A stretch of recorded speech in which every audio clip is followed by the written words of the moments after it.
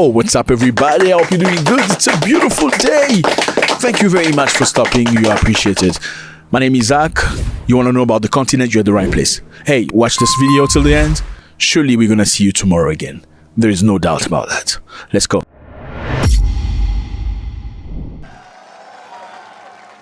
We don't want to be politically correct anymore. And history will never forget that it was the SEALs who stormed the compound at Osama bin Laden and put a bullet in his head. Remember that?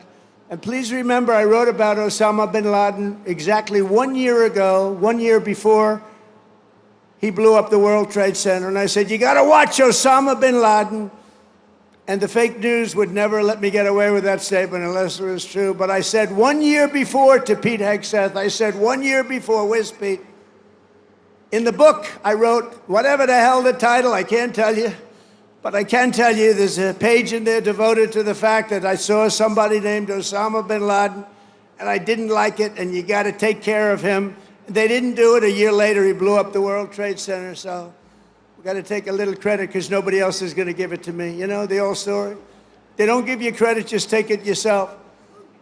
And it was the U.S. Navy that dumped his wretched corpse off the decks of the Carl Vinson to sink into the dark abyss. The Navy's central role in the defense of our liberty continues to this day. Just a few months ago, the Ohio-class guided missile submarine played an indispensable part in one of the most spectacular military feats the world has ever seen, the obliteration of Iran's nuclear sites in Operation Midnight Hammer. How did that work out? Pretty good, right?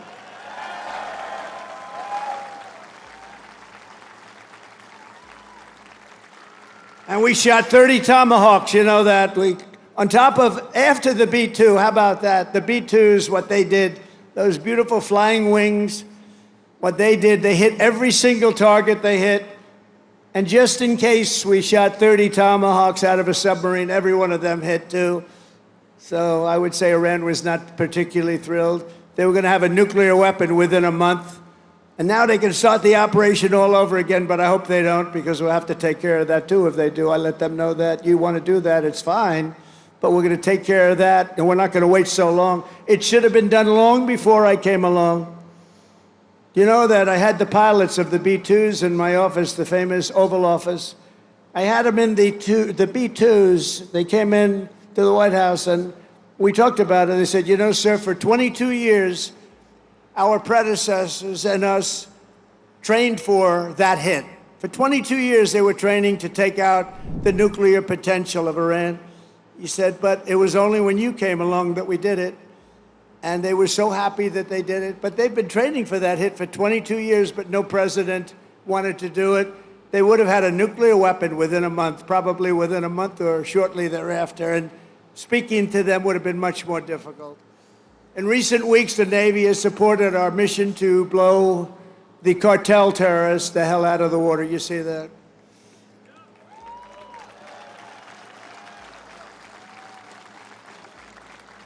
And you know, there are no boats in the water anymore. You can't find any. We're having a hard time finding them. But you know, it's a pretty tough thing we've been doing, but you have to think of it this way.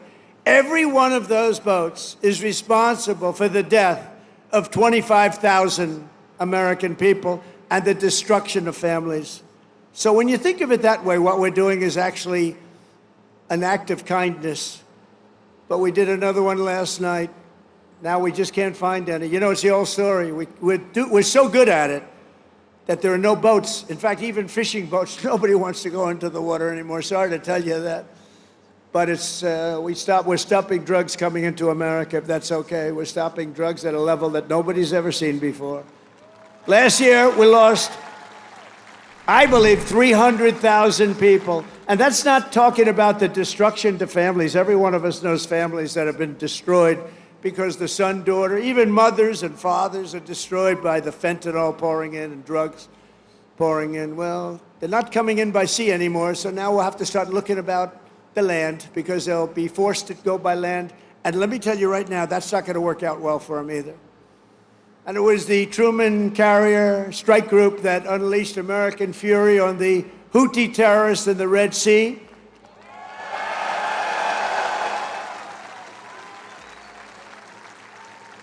And as you know, they settled. But they settled because they made the statement to us, we've never been hit like that ever before. And earlier this year, conducted the single largest airstrike from an American carrier in history. That was the largest ever. I want to express my personal thanks to every single sailor who contributed to these phenomenal victories. We only know victory. We're only going to know victory. We don't want to know the other word. We want to know victory. We're going to have great victories in the years to come. Well, at least for almost 3.5 years, we're going to have great victories. I want to thank a group of women from North Carolina. Look at these great. Will you stand up, please? These beautiful women have followed me. This is number 151.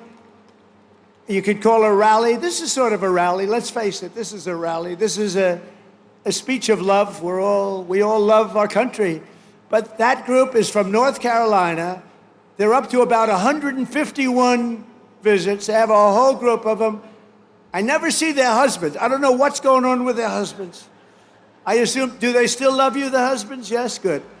But I want to thank you. 151, they've been following me since 2016, and you look even better now than you did then. But I want to thank you very much. It's a really group. They love our country. They like Trump, but you know what they really do? They love our country. And we have the right policy, right? We have policy. We don't want crime. We don't want men playing in women's sports. We don't want transgender for everybody.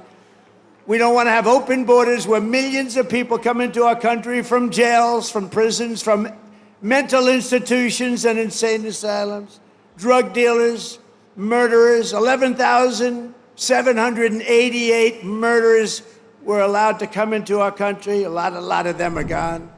And by the way, Washington, D.C. is a safe place right now. It went from one of the most dangerous cities in our country, can you believe that, to probably the safest, among the safest in our country. Nobody's being hit anymore. It's very safe, and I want to thank you. A lot of the people here have helped. A lot of the people in the audience are people that have straightened them out. It took 12 days, think of that. Now we're in Memphis. We're doing the same thing in Memphis. And we're going to Chicago. You know, we have a governor that thinks it's wonderful when 50 people in a short period of time were murdered in Chicago. Over 200 people were hit. And so we send in the National Guard. You know what? We send in what's ever necessary. People don't care. They don't want crime in their cities. And we're doing it, and we're doing it well. We're doing it like nobody's ever done it before. So I just want to tell you, you're very close to D.C. The restaurants are thriving. The restaurants were dying. They were closing one after another. Now they're thriving. They're opening up beautiful new restaurants. Washington, D.C. is safe. And I even went there and had dinner the other night. And I stood right smack in the middle of the street. Secret Service was thrilled. And I gave a news conference. It's a safe place now. Washington, D.C., it's always going to be. Our nation's capital is always going to be safe. We're never going to let that happen again, what happened there. One of the most beautiful places. We're doing a big beautification program. It'll take me very little, very short, but we're doing a beautification program to go along with the security and safety. We're getting rid of the graffiti, the potholes, the broken medians between roads. We're doing a real job, and you'd be proud of it. I think everybody here is proud of it, frankly. That's our nation's capital, and that has to be clean, beautiful, and safe. The U.S. Navy always stands for America. As your commander-in-chief, I will always stand for you. I promise you that. You know that. That's why you voted for me in numbers that nobody's ever seen before. And I want you to know that despite the current Democrat-induced shutdown, we will get our service members every last penny. Don't worry about it. Don't worry about it. Let me know how you feel about this, fellas. It was a great pleasure. God bless.